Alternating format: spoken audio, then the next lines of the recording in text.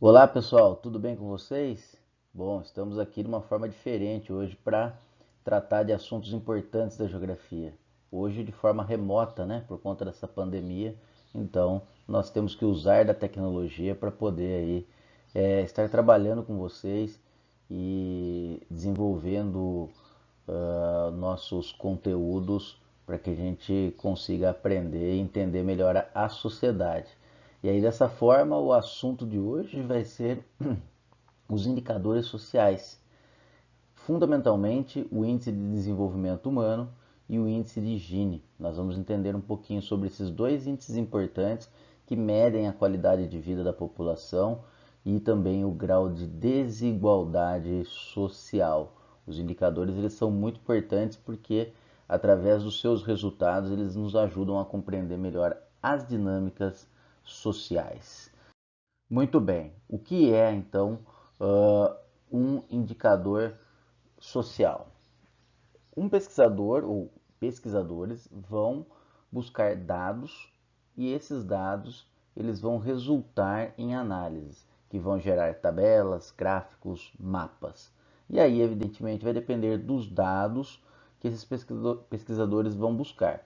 Então, geralmente são dados sobre a qualidade de vida. Então, nós temos aí qualidade de vida da população. Muito bem, eles são importantes porque eles ajudam aos governos a desenvolverem políticas públicas para melhorar a vida da população. Então, se eu sei que uma determinada região sofre com problema de saúde, falta de hospitais, por exemplo, esse governo ele tem esses dados e esses dados eles podem ser analisados e depois transformados em políticas públicas, como por exemplo, precisamos melhorar a questão do saneamento básico. E aí, com o saneamento básico, você diminui o número de pessoas nos hospitais. Tem só 4 postos de saúde naquela região, então vamos construir mais 4. E assim esses dados vão ajudando os governos a criarem políticas públicas não só na saúde, como foi o exemplo que eu dei, mas na educação, na habitação, na economia. E quanto mais nós temos a melhora dessas políticas públicas ou a implantação dessas políticas públicas e a melhora na condição de saúde, educação, habitação, economia e saneamento básico, melhora a qualidade de vida da população, porque aí você vai ter ali instrumentos, ferramentas para utilizar e melhorar a qualidade de vida dessas pessoas que ainda não tinham esses elementos, né? E nesse sentido, os indicadores eles vão ajudar a classificar países desenvolvidos e países em desenvolvimento. Os países mais desenvolvidos são aqueles que têm menor desigualdade, têm melhores condições de saúde, educação, habitação, etc. e tal. E os em desenvolvimento são aqueles que sofrem com a desigualdade, sofrem com os problemas sociais, certo? Muito bem. E aí o principal conceito, ou o conceito que agrega vários indicadores sociais, é o Índice de Desenvolvimento Humano.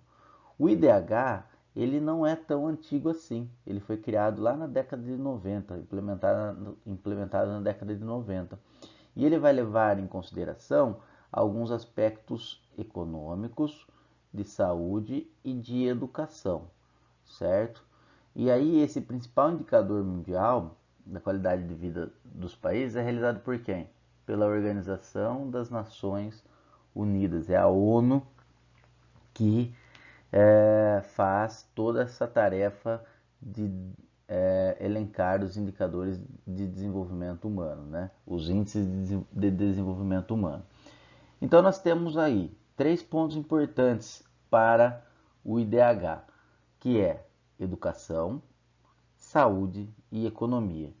Quais são os principais pontos para esses 3 elementos aí de educação, saúde e economia? Bom, na educação, os países que conseguem ter uma taxa de alfabetização até os 15 anos e de escolarização em qualquer idade, ou seja, as pessoas estão na escola, independente da idade, isso já vai ganhando ponto para o IDH, não é? Nós no Brasil aqui nós tivemos vários problemas em relação à questão da alfabetização e até hoje nós temos.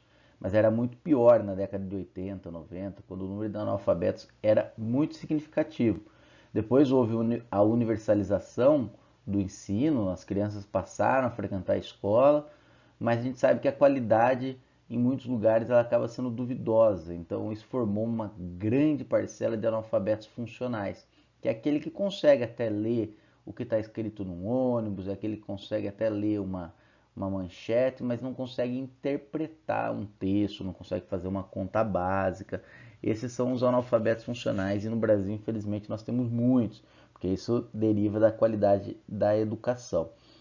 Então, o Brasil conseguiu diminuir bastante essa questão da taxa de alfabetização até os 15 anos, mas, por outro lado, criou essa grande massa de analfabetos funcionais.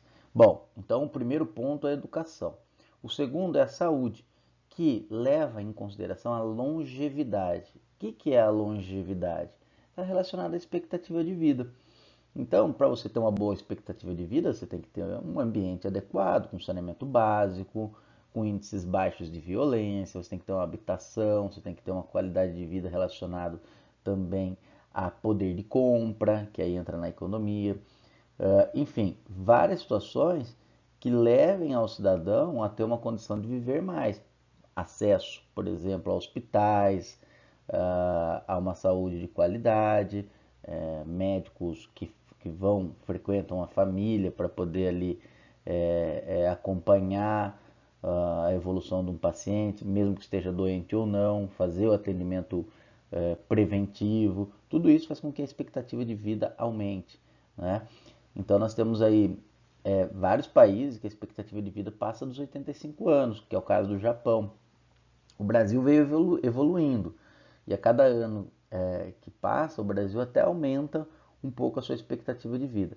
A expectativa de vida, de modo geral, ela está relacionada também à questão de gênero, ou seja, as mulheres, de modo geral, vivem mais que os homens, porque elas têm, elas se cuidam mais, né? Vão ao médico do que os homens. Não que isso seja uma regra, tá? Mas se nós analisarmos a expectativa de vida do Brasil, a gente vai ver que a mulher vive em torno de 76, 77 anos e o homem em 72, 73 anos. Essa é a média da população brasileira, que está beirando 75 anos, quando soma-se os dois, né? Então, isso também é levado em consideração no IDH. Por exemplo, em países que estão em guerra, o Iraque, né, ou que passaram por guerras recentes, a expectativa de vida da população vai despencar, né? Vai, sei lá, 52, 53 anos. Muito bem, além da saúde e da educação, nós temos a economia, que vai levar em consideração a renda per capita e o PIB, né? Então você tem o PIB, que é o produto interno bruto do país, é a soma de todas as riquezas produzidas pelo país, seja no setor primário, que é agrícola, extrativista, seja no setor secundário, que é industrial, ou seja no setor terciário, que está relacionado à questão aí de comércio e serviços. E esse PIB, então, ele é importantíssimo, porque quanto maior o PIB, melhor o desenvolvimento econômico. Mas isso não significa que a qualidade da vida da população seja excelente quando você tem um PIB grande. O Brasil tem PIB de trilhões, um dos maiores do mundo. Mas se você não tiver uma distribuição de renda adequada, isso não ajuda no desenvolvimento da população, da qualidade de vida. Mas o PIB elevado é importante. Além disso, nós temos a renda per capita, que foi um dos primeiros indicadores aí de análise de desigualdade social.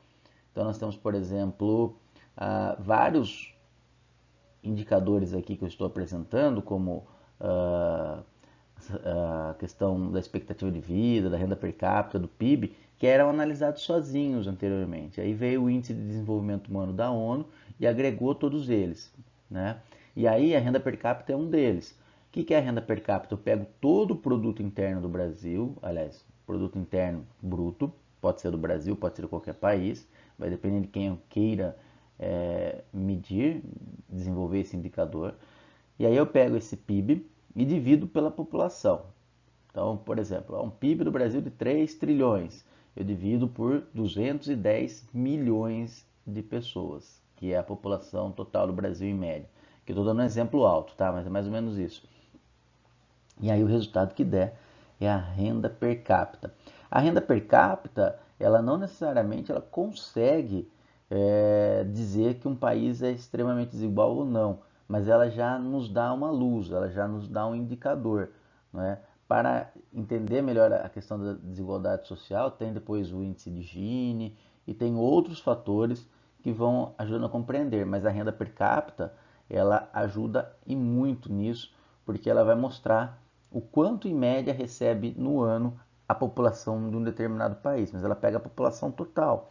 Então envolve não só a população economicamente ativa, mas a população geral do país, envolvendo já aposentados, envolvendo jovens, crianças. Então é só para ter uma noção se a renda está sendo bem distribuída ou não. Perfeito? Bom, além disso, nós temos outros fatores que fazem parte do índice de desenvolvimento humano. Por exemplo, esperança de vida ao nascer, que está relacionado à mortalidade infantil, não é? Se eu tenho, por exemplo, um país que não tem saneamento básico, um país que as mulheres não conseguem fazer o pré-natal durante a gravidez, que é aquele exame de acompanhamento de como vai a evolução da gestação, se eu tenho ali condições ruins de alimentação para essa mulher, se eu não tenho hospitais adequados, maternidades, o que, que vai acontecer? A mortalidade infantil tende a ser maior, né? Então a esperança de vida ao nascer vai ser baixa. Se eu não tenho também depois condições de um acompanhamento médico para essa criança, então até um ano de morte de crianças é considerada mortalidade infantil. Agora, se eu tenho tudo isso, se eu tenho hospitais de qualidade, se eu tenho médicos que acompanhem ali a mulher durante toda a gestação e pós-gestação, se eu tenho todo esse aparato que dê condição para essas pessoas, a esperança de vida tende a ser maior ao nascer, não é? Escolaridade, tempo de permanência na escola. O que significa isso aí? A gente sabe, por exemplo, que o ensino é dividido por ensino básico, ensino médio e ensino superior. Quanto mais a população fica na escola, e o ficar na escola vai até pós-graduação, com mestrado, doutorado, quanto mais a pessoa fica o tempo, melhor vai ser a consideração para o IDH, né? Porque tem o ensino que é o obrigatório. Então você vai lá desde do primeiro ano até o quinto ano, que é o ensino de base 1, depois do sexto ano até o nono ano, que é o ensino de base 2, depois tem o ensino médio, que é onde vocês estão, que vai até o terceiro ano. Depois tem a graduação, que vai demorar mais ou menos uns 5 anos. Depois tem a pós-graduação. E assim vai. Quanto mais as pessoas ficarem na escola, melhor é para o IDH. Não é? Depois nós temos a renda, que está ligada ao poder de compra. O salário que eu ganho é suficiente para poder, por exemplo, comprar tudo que eu quero. E tudo que eu quero, eu digo questão de subsistência, não é supérfluo só. Né? Mas muitas vezes o sujeito ganha um salário, mas ele não consegue comprar as necessidades básicas, como alimentos, como produtos de higiene. Tem muita dificuldade nesse sentido. Então, o poder de compra ele é fundamental para a população. Aqui está repetido, poder de parida de compra, tá? Então desconsidera esse D aqui. E como que o IDH ele vai ser mensurado, medido? Bom, isso é importante para vocês entenderem, porque vão ter tabelinhas depois para vocês verem a classificação dos países.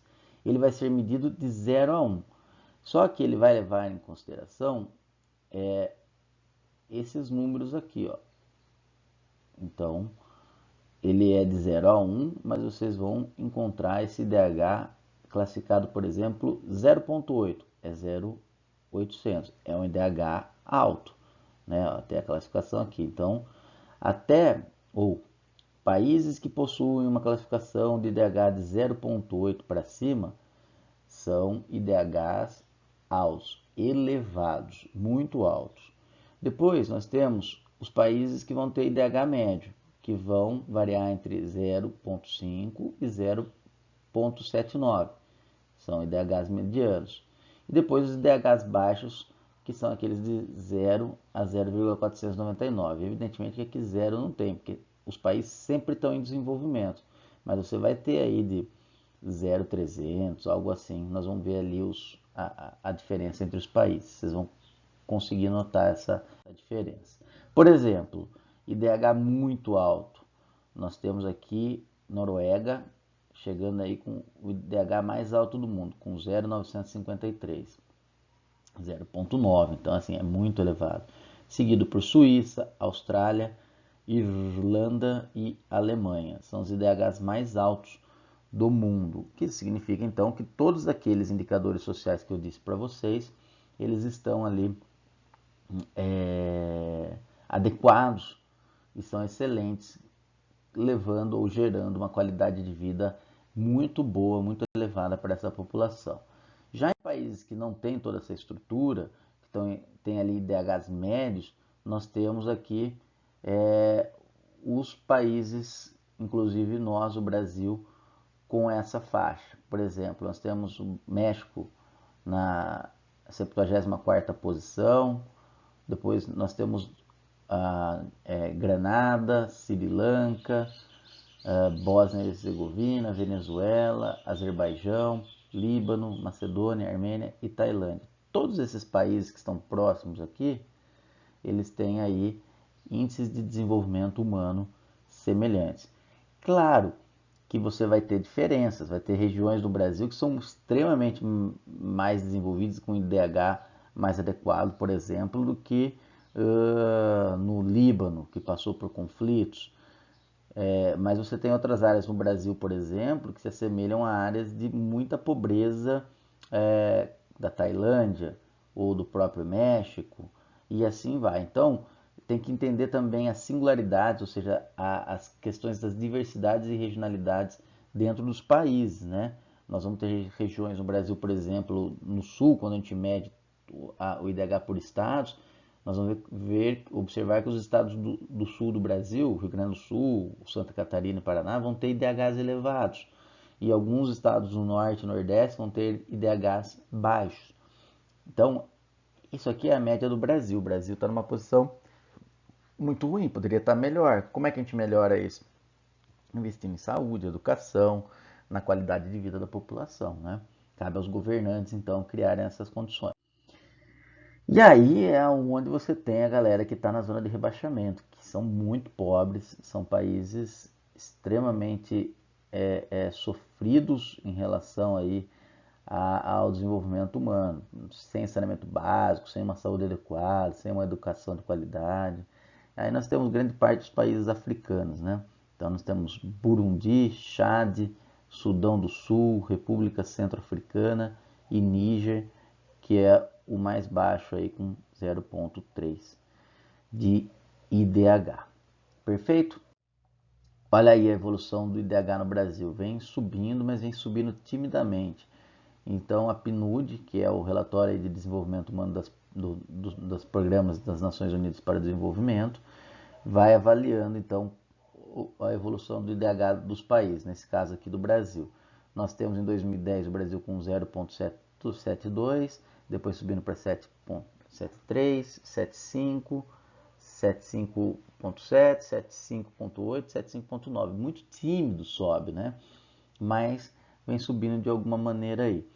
Então isso aqui são dados de 2017. A cada 2 anos a gente tem aí uma atualização nesses indicadores aí, certo? Então o Brasil hoje ele está no IDH de médio para alto, apesar de ser contraditório esse alto, mas o IDH do Brasil não é um dos piores, poderia estar melhor, não é? Mas está lá em a última atualização, 59º, né? Então tá baixo, poderia estar melhor. Bom, e aí nós temos um outro indicador, que é o índice de Gini. Ele serve para medir a desigualdade social. Deixa eu dar uma olhada na goela aqui. E ele contribui para entender então esse fenômeno tão cruel da desigualdade social, onde poucos têm muitos e muitos têm nada. Quem criou esse índice de Gini? O próprio Gini, é o Conrado Gini.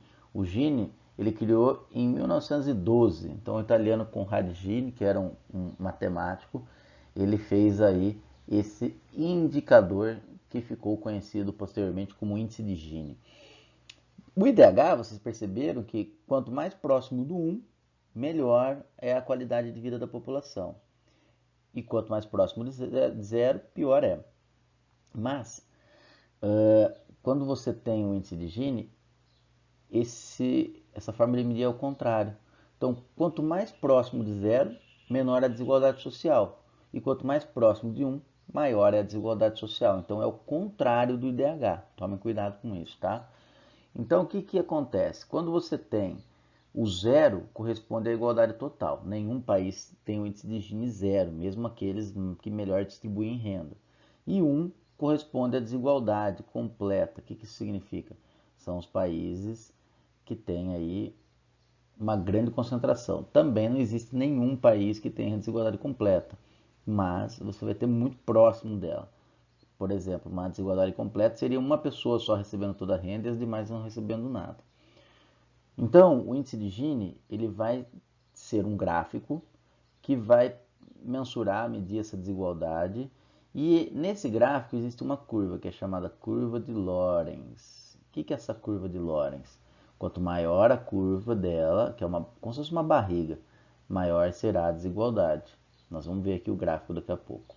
O que é levado em consideração no índice de Gini? Ele pega lá, então, saúde, educação, saneamento básico, entre outros fatores, para medir como é que está a questão da desigualdade social nos países, certo? E aí aparece gráfico.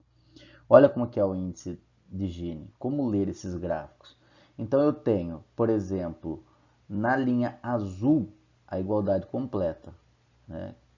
Que é renda é distribuída igualmente entre toda a população. Então ela está reta aqui.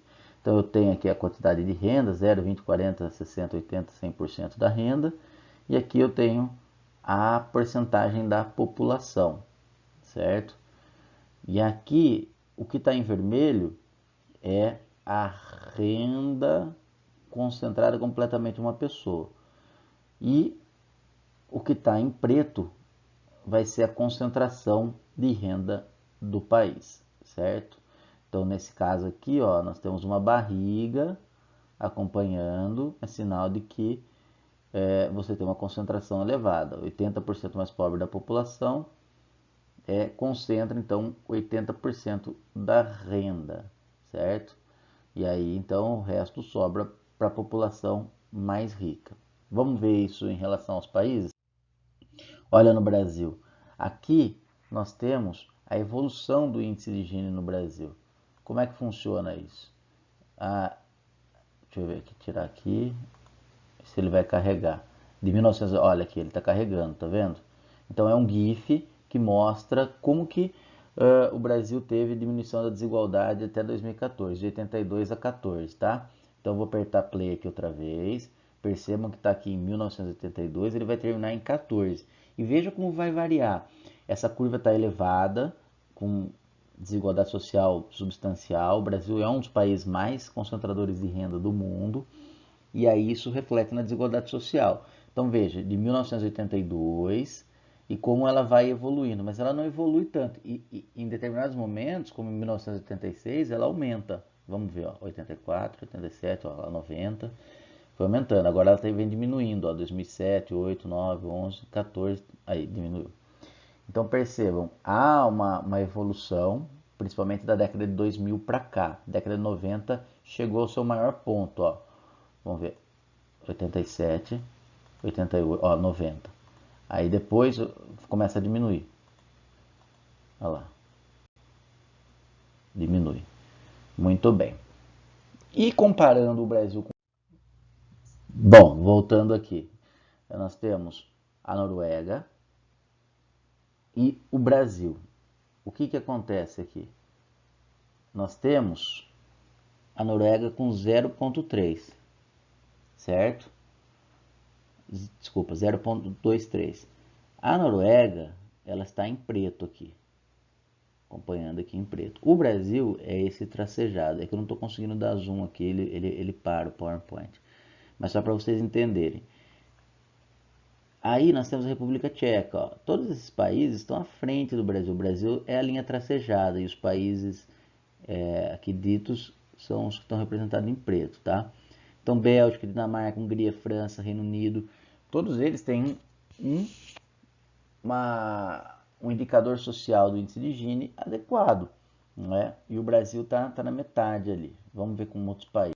Então, pessoal, para vocês entenderem os indicadores socioeconômicos, socioculturais, eles envolvem aí várias situações importantes que nos coloca na condição de entender melhor como os governos podem atuar e como podem melhorar a qualidade de vida da população. Espero que tenham gostado. Em breve nós voltaremos a falar sobre outros assuntos de geografia. Se cuidem nessa pandemia, se puderem fiquem em casa, lavem bem as mãos, se higienizem bonitinho, usem máscara caso precisem sair de casa. E aí nós temos a condição dessa pandemia se dissipar o mais rápido possível e a gente poder estar em sala de aula novamente. Saudade de vocês, um beijo no coração e até uma próxima.